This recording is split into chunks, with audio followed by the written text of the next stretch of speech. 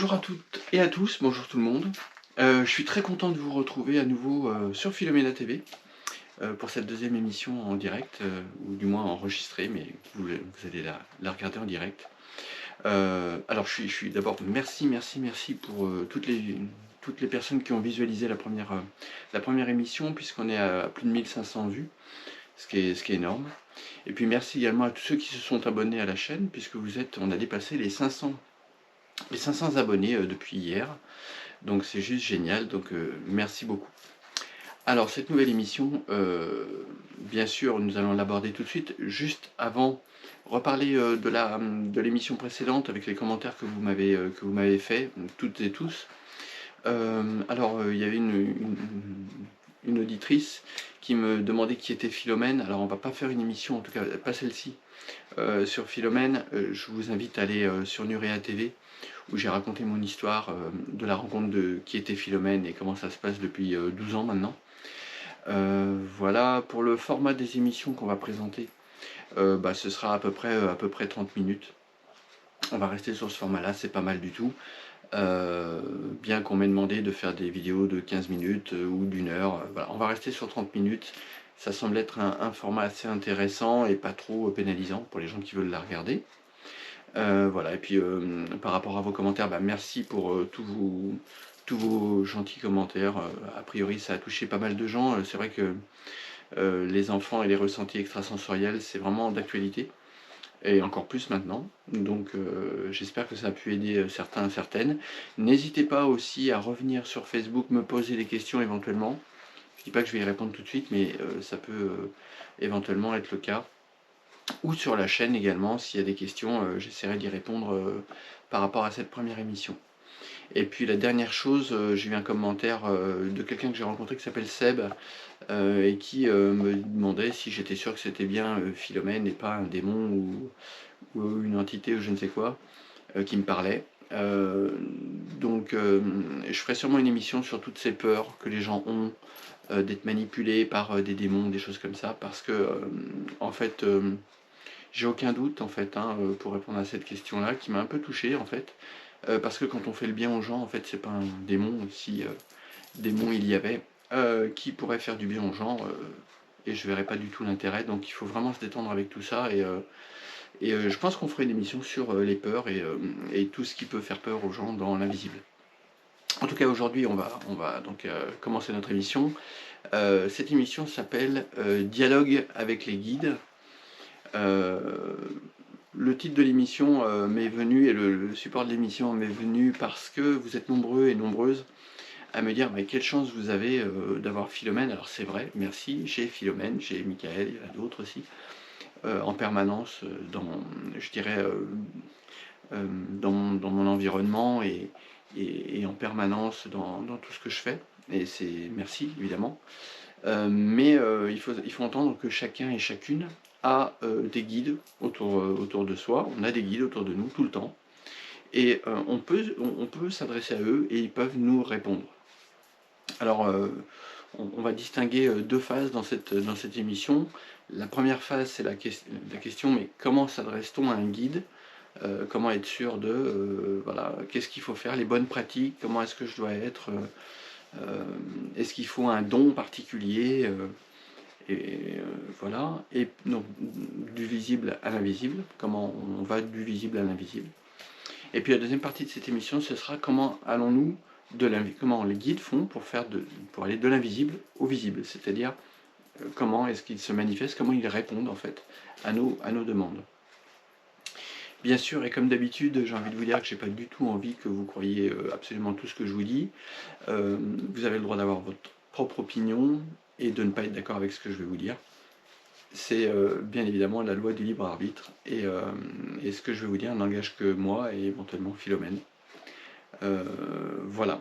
Donc cette émission, on va commencer par du visible à l'invisible. Comment est-ce qu'on peut aller discuter, s'adresser, quelles sont les bonnes pratiques pour éventuellement être plus dans cette émotion et dans cette vibration d'aller contacter nos guides. Alors, j'ai envie de vous dire, C'est assez simple. Alors évidemment, vous allez me dire: «Ouais, mais il est gentil, c'est simple, tout ça». En fait, il y a une certaine, peut-être une hygiène de vie. Je voudrais parler de vibration et d'énergie. Heu, on nous demande depuis très, très longtemps, mais depuis toujours, j'ai envie de dire, d'être dans une vibration, si vous voulez vraiment rentrer en contact avec des guides, c'est être dans une vibration la plus forte possible, la plus intense possible. Quand je dis la plus intense, on pourrait dire être dans l'amour, machin, et cetera. Oui, bien sûr, alors bien sûr, si vous développez quelque chose d'autre, c'est pas sympa. Mais bah, être toujours dans l'amour, j'ai envie de vous dire, voilà, avec ce qui se passe et avec les événements et enfin, avec tout ce qui se passe autour de nous, c'est pas toujours évident. Mais par contre, on peut entretenir ça. Pas que l'amour d'ailleurs, hein. La bonne vibration vraiment pour être au contact des guides, et oui, avec d'y penser, moi ça me fait sourire, c'est la joie. Plus vous allez être dans la joie, plus vous allez cultiver la joie. Philomène nous dit toujours, plantez des graines de joie et arrosez-les tous les jours. Plus vous êtes dans la joie, dans le rire, dans l'humour, dans la dédramatisation, dans le retour vers quelque chose de joyeux et de serein, et plus vous allez élever vos vibrations. Alors évidemment, c'est facile à dire. Quand on part travailler, par exemple, à l'hôpital le matin, qu'on sait qu'on va avoir une journée un peu difficile, c'est compliqué. Il y a d'autres métiers, hein, qui sont compliqués, bien sûr. Et je pense à tous ces soignants qui œuvrent, eux aussi, ou qui ont été suspendus d'ailleurs aussi. Euh, oui, c'est difficile de rester dans la joie. Et justement, c'est parce que c'est difficile que justement on a quelquefois quelques difficultés à entendre, à voir, à se connecter. Euh, pour rester dans la joie, alors j'ai pas de recette universelle pour la joie, parce qu'on est tous différents. On est tous uniques et parfaits et différents. Moi, ce qui va me mettre dans la joie, c'est peut-être pas ce qui vous mettra vous dans la joie. Par contre, ce que nous conseille, et ce que vous conseille Philomène, c'est de développer un maximum de créativité, euh, de faire bouger votre corps, de chanter. Alors tout ce qui est vibratoire, tout ce qui est son, est vraiment fortement encouragé. Donc les sons, tout ce qui est instrument intuitif, mais les instruments aussi que l'on apprend, la musique donc, le chant. euh, Vraiment le chant, c'est... Vous avez un outil qui est extraordinaire à l'intérieur de vous. Alors, oui, ou pas, pour certains qui se disent, moi j'ai une voix de casserole. Sachez que 9 casseroles qui chantent en même temps, ça fait une batterie de casseroles et on n'entend que la batterie, hein, donc vous pouvez y aller quand même. Je vous dis ça parce que j'ai pas non plus... bon voilà. Mais voilà, la musique, le son, envoie une vibration de joie, un égrégore de joie et de bien-être. Donc ça, c'est déjà une première chose. L'humour, bien sûr, on en a parlé. Et puis cette joie, elle peut aussi se travailler en vous ménageant dans votre emploi du temps, même s'il est très serré, et je sais qu'il est très serré pour la plupart d'entre nous, des plages de joie. Des plages de joie, c'est des petits intermèdes où vous allez faire des choses qui vous plaisent. C'est ballot à dire, mais moi j'ai plein de gens en consultation, quand je leur dis comment vous vous faites plaisir, là je vois, vous savez, il y a l'iris qui se creuse et il y a un gros point d'interrogation. Se faire plaisir, c'est vrai que j'en ai entendu parler. Bon. Il faut remettre ça aussi au premier plan, se faire de la joie, donc se faire monter en vibration. Vous voyez, c'est un premier conseil pour élever nos vibrations, pour aller à la rencontre de nos guides. C'est tout ballot, c'est tout simple, mais pourtant c'est hyper important. Bon, pour aller du visible à l'invisible, bien sûr, comment est-ce qu'on fait pour s'adresser à nos guides? Il y a plein de moyens.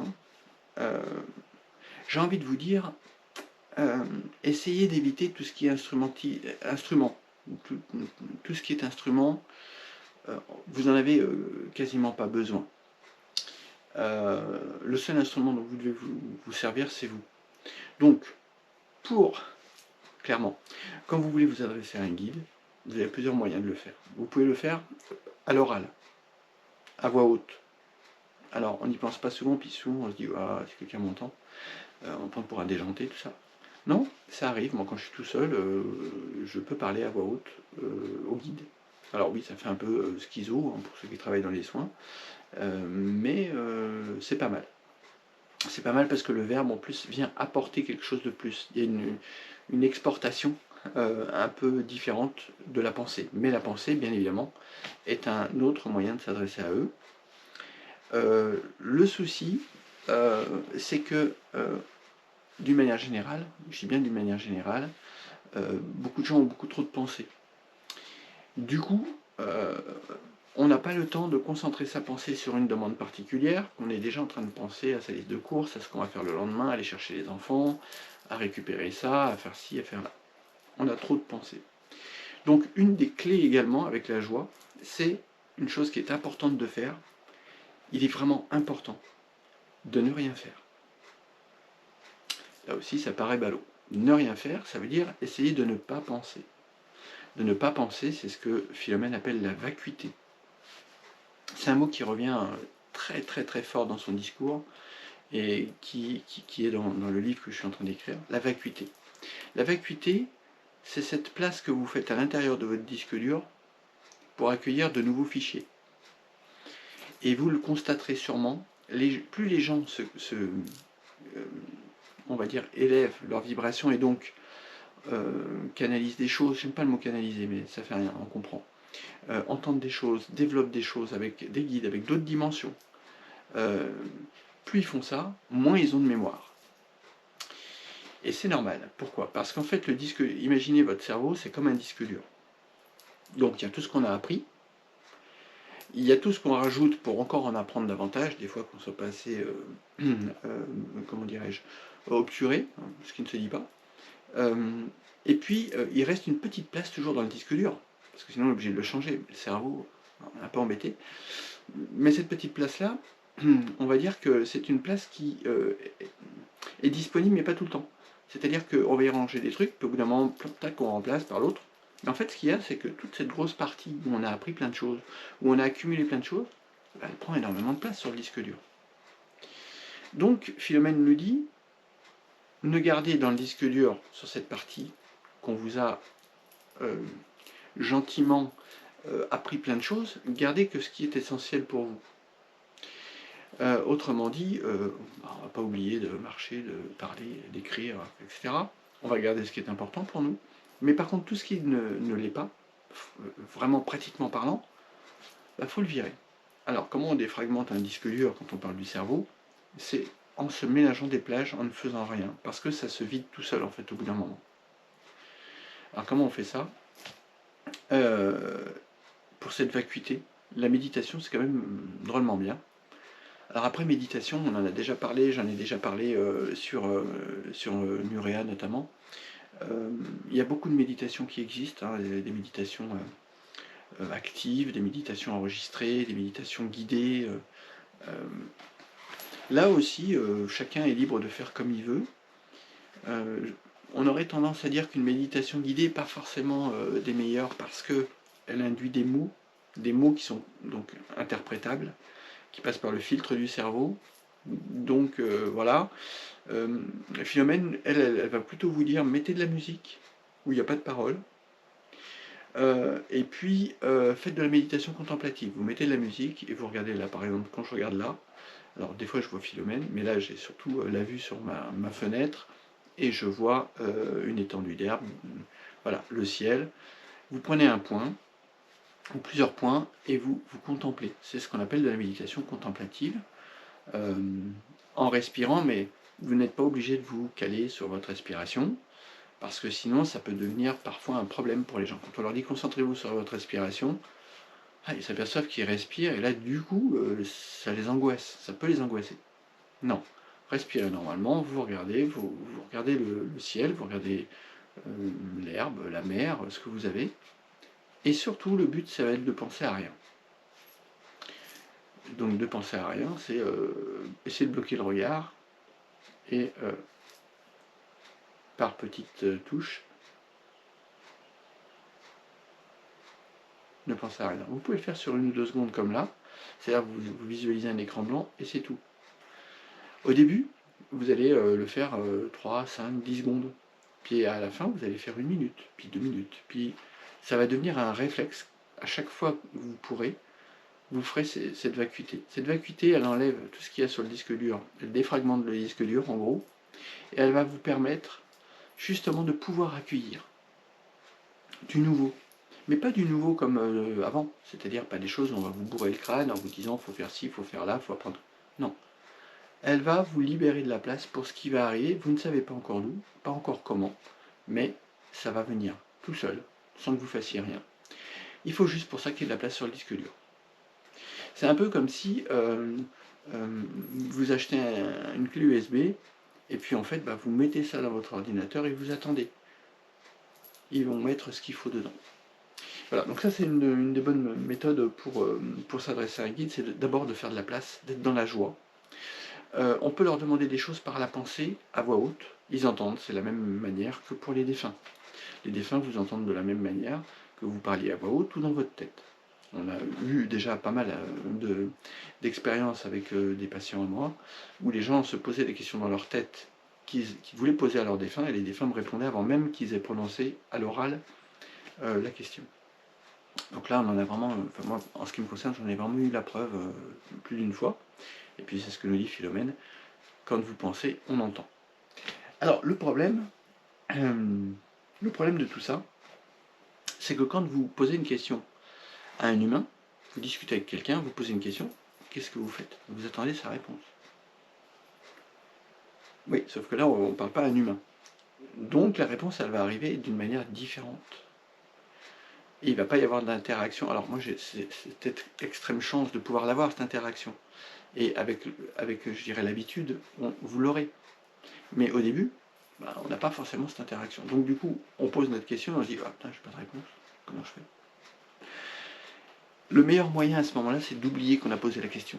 Et ça, c'est pas facile, parce que c'est souvent des questions qui, forcément, nous tiennent à cœur, et c'est important pour nous. J'avais raconté cette histoire sur Nurea, où en fait, je devais me faire opérer des yeux, et j'avais posé la question, on va dire, à mon père, qui est décédé il y a déjà bien longtemps, et est-ce que tu crois que je dois aller me faire opérer? Et puis, mais franchement, alors sans le faire exprès, parce que ça se provoque pas, j'étais chez moi dehors et j'avais oublié que j'avais posé la question, et j'ai eu la réponse d'une façon incroyable. C'était écrit dans les nuages. Alors voilà, là aussi vous n'êtes pas obligé de me croire, mais ça faisait 33 mètres de long. Ok, vas-y, c'était marqué. Et j'ai trouvé ça hallucinant, parce que j'ai compris que c'était la réponse à ma question quand j'ai vu la réponse. Les guides vont faire comme ça. Ils vont à chaque fois vous surprendre par leur réponse, à tel point que vous allez vous dire, mais non, c'est mon imagination, ben non, c'est pas possible. Et si, c'est possible, en fait. Ils vont faire comme ça, ils vont vous surprendre, et ils vont vous répondre probablement, la plupart du temps, au moment où vous y attendrez le moins. Et avec des moyens auxquels vous n'auriez pas songé. Donc on va le voir dans la deuxième partie de l'émission. Cette deuxième partie qui sera donc de l'invisible au visible. Voilà, au niveau des questions, au niveau donc de comment s'adresser à un guide, c'est simple, la pensée, le verbe. On peut aussi écrire, ça peut être une solution, il y a des gens qui aiment écrire. Vous écrivez les questions, vous repliez ça, vous posez ça. Le but, c'est de ne pas vous polluer la tête avec vos questions. Une fois que vous les avez écrites, formulées, envoyées, laissez tomber, ça va revenir. Ou pas. Pourquoi le ou pas? Parce que y a des fois on peut louper des réponses, hein, ça arrive à tout le monde. Et puis il y a des réponses qu'on ne doit pas avoir et qu'on doit tout simplement se faire par soi-même, par son expérience. Et comme on est venu pour apprendre de son expérience aussi, parfois vous n'avez pas les réponses, sinon ce serait trop facile. Donc on apprend par l'expérience. Mais c'est une forme de réponse quand même. Voilà pour cette première partie, comment aller du visible à l'invisible. Alors évidemment, les états de transe permettent ça également. Les transes qui sont des moments, on va dire, de montée vibratoire. Alors la transe, on peut l'utiliser, on peut l'obtenir avec notamment des mises en hypnose. Alors on fera une émission avec ma compagne sur l'hypnose en langage originel, qui est absolument incroyable, qu'elle pratique.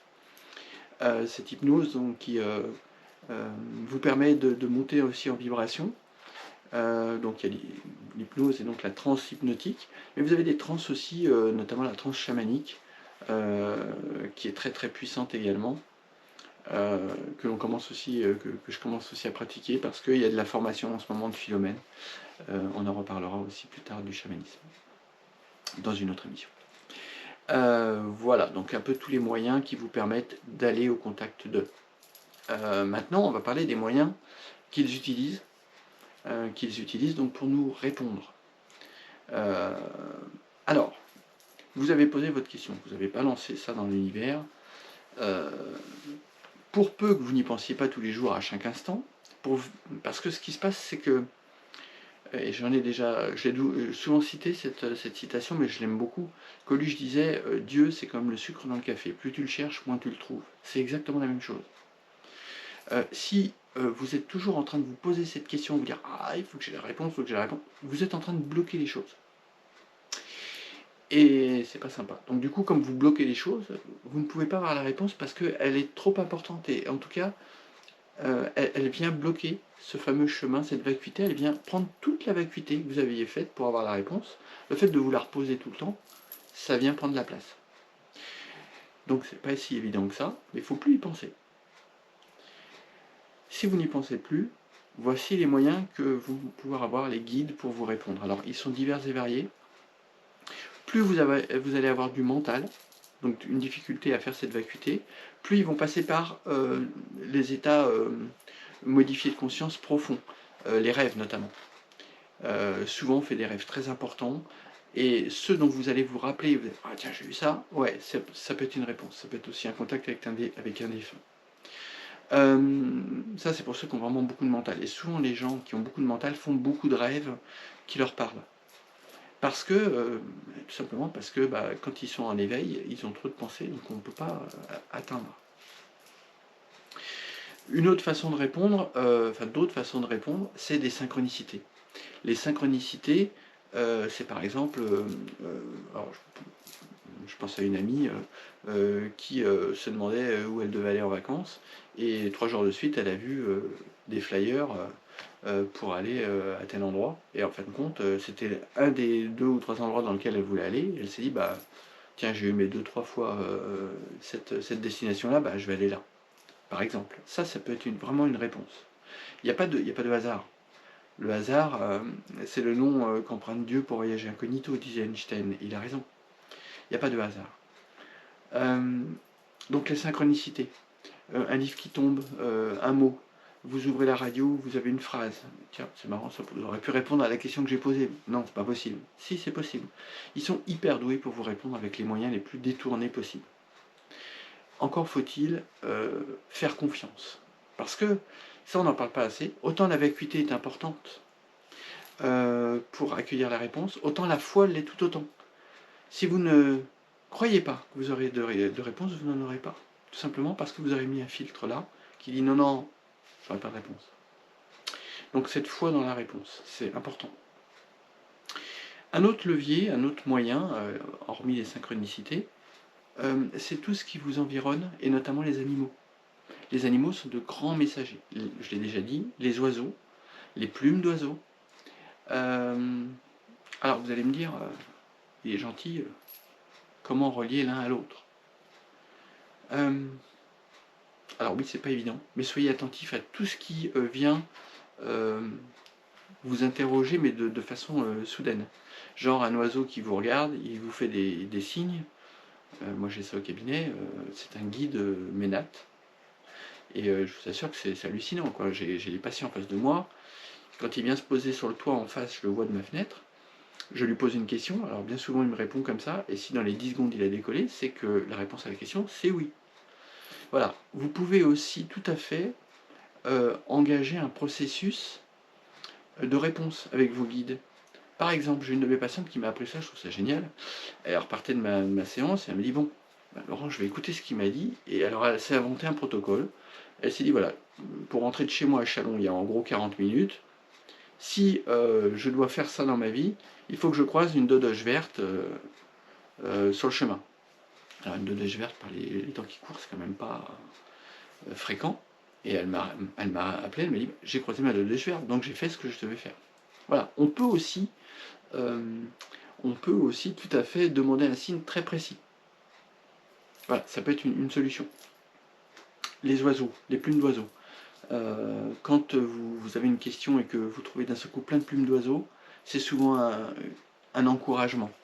Un encouragement. Bien sûr, ça peut être aussi un coucou d'un défunt, donc ça dépend de la question que vous avez posée, bien sûr. Alors, oui, parler des outils pour les réponses, je ne suis pas très fan des outils pour les réponses. Il y a des gens qui vont utiliser le Ouija, le pendule, le lambantine, etc. Le corps, éventuellement. Le corps. Nous, on voit ça en formation. Philomène nous avait donné c'est pas mal.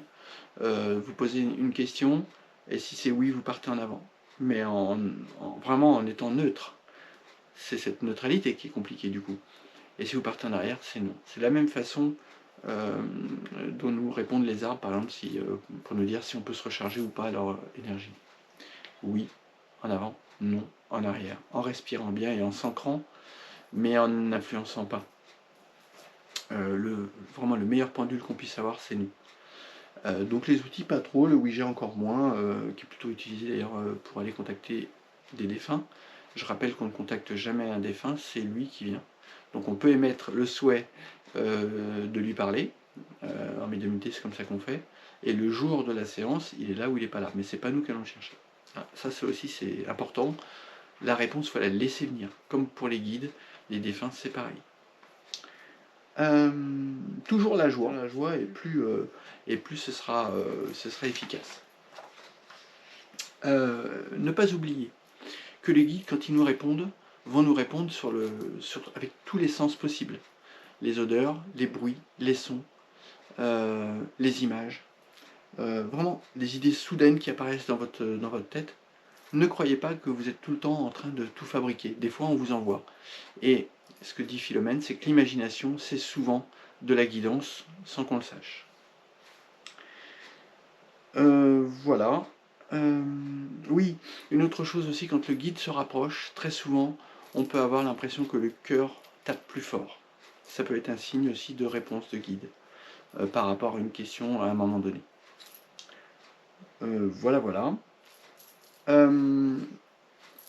Écoutez, on va être au niveau du format, on est pas mal. Bien évidemment, il y aurait plein de choses à dire là-dessus, plein d'exemples à donner. Comme je veux respecter un petit peu des formats d'une trentaine de minutes, je pense qu'on va pour aujourd'hui en rester là. N'hésitez pas surtout à faire des pouces en l'air, j'apprends, à faire des likes pour que ça soit référencé, etc. N'hésitez pas à partager. N'hésitez pas à vous abonner si ça vous a plu. Il y aura d'autres émissions. Il va y avoir une émission donc sur l'hypnose en langage originel. Il y aura une émission sur ce qu'on est en train d'apprendre sur le chamanisme aussi. Je trouve que c'est intéressant. C'est un autre sujet, mais c'est intéressant. On refera probablement une émission aussi en direct avec Philomène. Voilà, il y a plein de choses. Je vous promets plein de choses.